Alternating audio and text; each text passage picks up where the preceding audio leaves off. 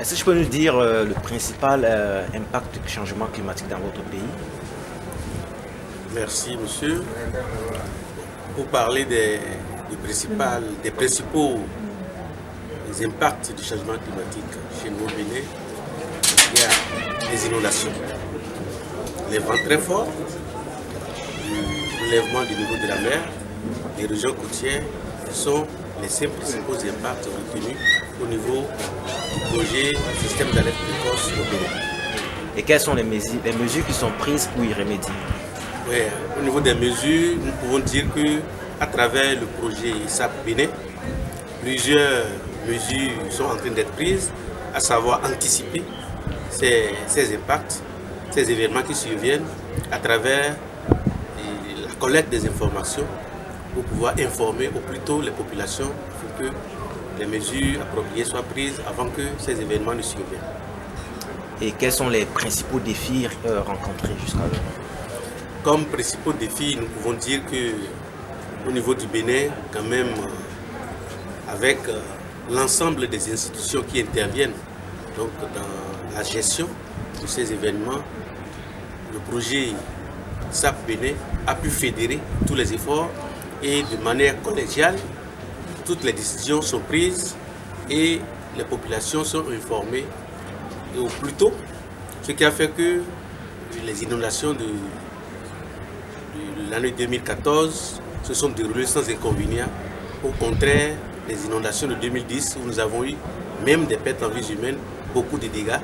Mais heureusement, avec l'aide du projet SAP Bénin, les inondations de 2014 se sont déroulées sans incident majeur au niveau de notre pays, le Bénin. Quelle est la meilleure réalisation jusqu'à l'heure, Oui, à votre avis?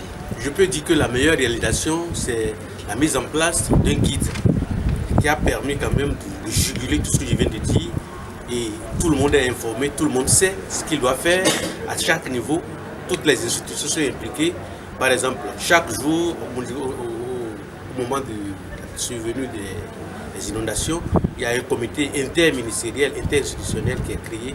Et tous les jours, les informations que les lecteurs d'échelle et les collègues sur le terrain envoient sont traitées par cette commission, cette cellule interministérielle. Les décisions sont prises tous les jours. Ce qui a fait que nous n'avons pas eu de problème au niveau des inondations passées de 2014. Quelles sont les leçons apprises lors de la mise en œuvre de ce projet que vous pouvez partager avec des projets similaires dans des contextes variés? Comme principale solution que nous pouvons partager avec les collègues des autres pays, je pense que nous pouvons le dire, la mise en place de cette commission est très nécessaire et l'envoi des informations à temps réel.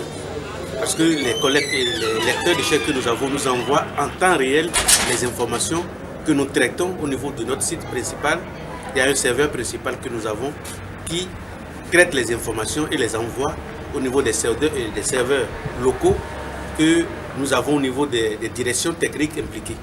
Ce qui fait qu'en temps réel, les informations peuvent être envoyées déjà au niveau des communes, au niveau des délégués, des quartiers de ville, des zones concernées par les inondations.